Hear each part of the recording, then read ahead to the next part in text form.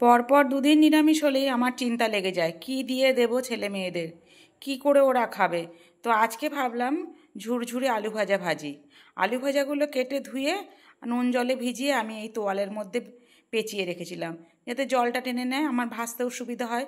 আর এই আলু ভাজার একটা ফায়দা আছে যে কড়াইয়ের তেল কড়াইতে থেকে যায়, এদিকে কিন্তু আলু ভাজা হয়ে যায়। আমিও আলুগুলোকে সুন্দর করে লাল লাল করে ভেজে নিলাম।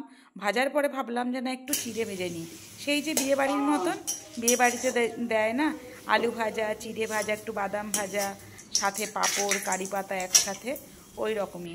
পাঁপড়টা ছিল না ঠিকই, কিন্তু কারি পাতাও ছিল, বাদাম ভাজাও ছিল। এইবার সব ভাজা করে একসাথে মেখে নেব। তবে চাট মশলা দিলে ভালো হতো, চাট মশলা ঘরে ছিল না। বিট নুন দিয়ে আর কারি পাতা দিয়ে সুন্দর করে মেখে নিলাম, তবে কিন্তু খেতে ভালোই হয়েছিল। আমার মনে হয় এই রকম আলু ভাজা সবাই পছন্দ করে।